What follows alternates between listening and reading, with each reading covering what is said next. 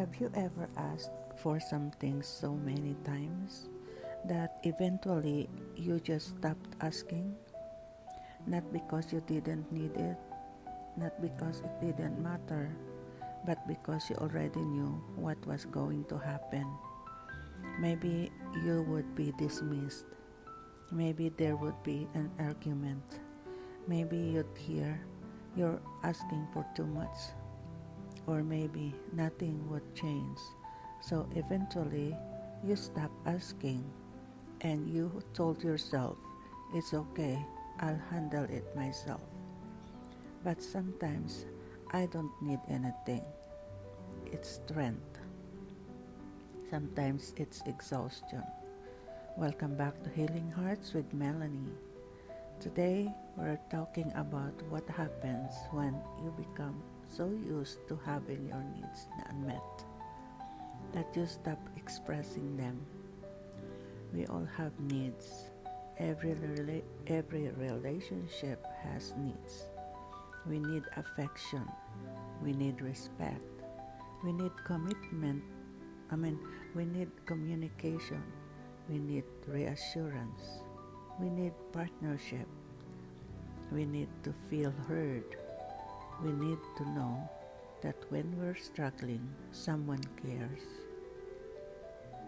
Having needs doesn't make you needy. Being human makes you need connection. And there's nothing wrong with saying, I need you. But what happens when you keep asking? In my own relationships, there were times when I asked for things that were important to me. I wanted partnership. I wanted cooperation. I wanted someone who would see that I was struggling and think, how can I help?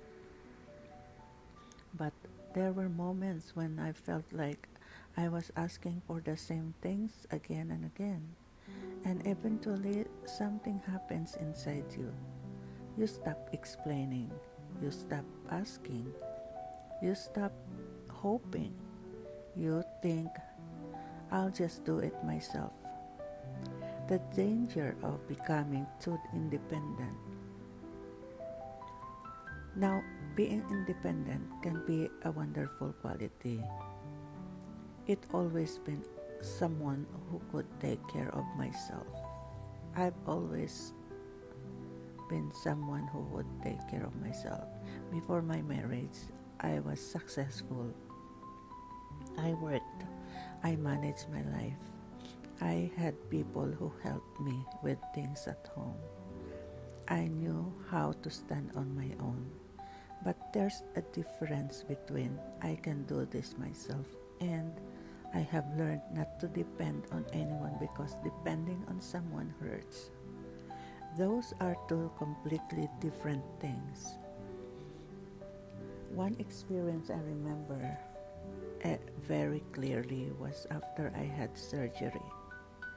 My former husband picked me up from the hospital.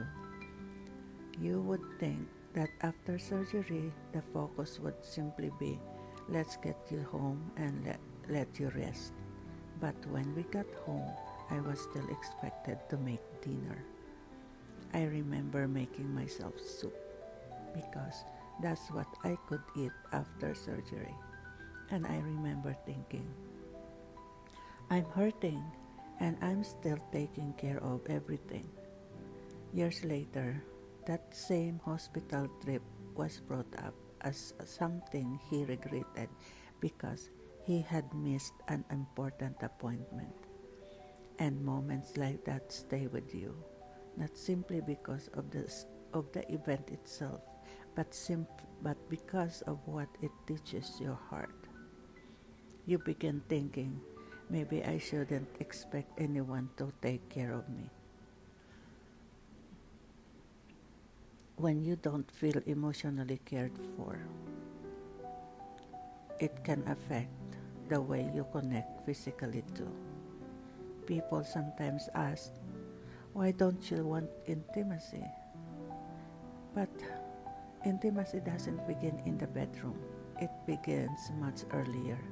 It begins with, did you listen to me?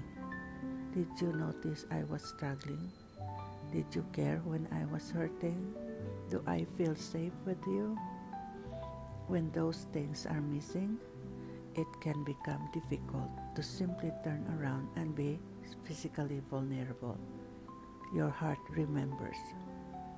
When you stop asking, your partner may think everything is fine. This is something important. Sometimes we stop asking for what we need, and then we become resentful because the other person doesn't provide it. But they may not even realize how much you've withdrawn. They think everything seems fine. Meanwhile, inside you're thinking, what's the point?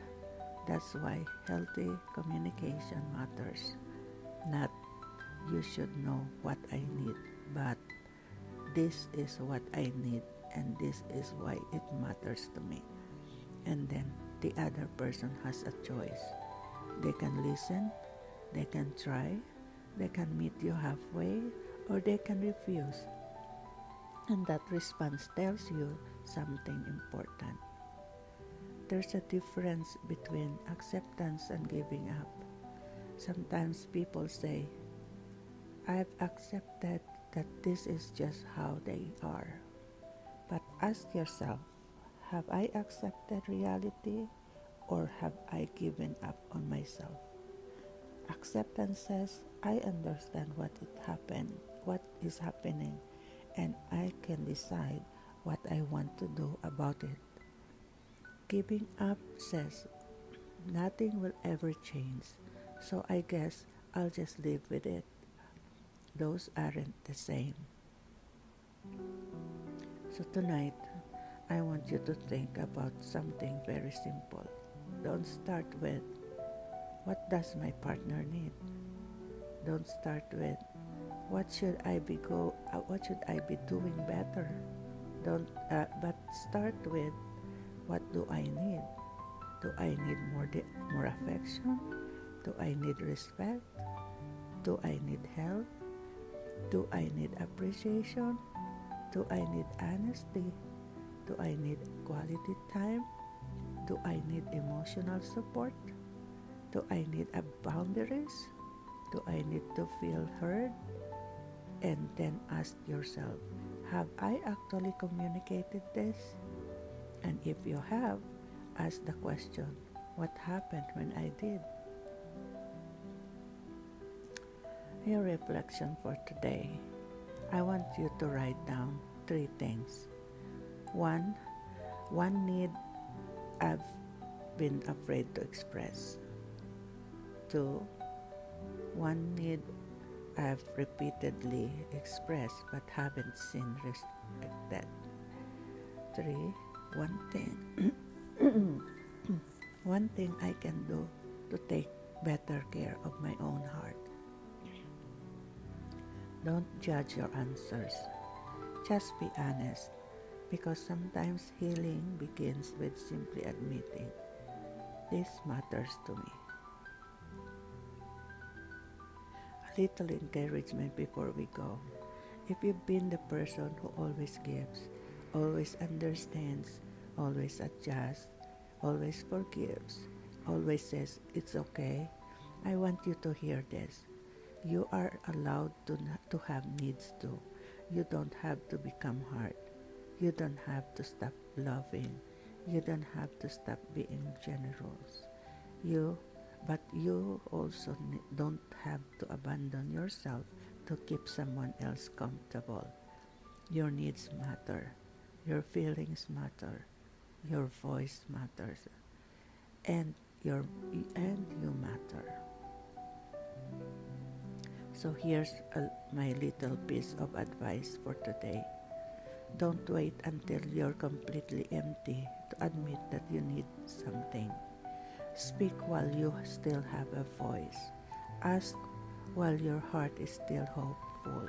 And if someone can't give you what you need, don't automatically conclude that you are asking for too much. Sometimes you're simply asking the wrong person. Take care of your heart, Be gentle of yourself, and remember, the right relationship doesn't require you to disappear just to keep it alive.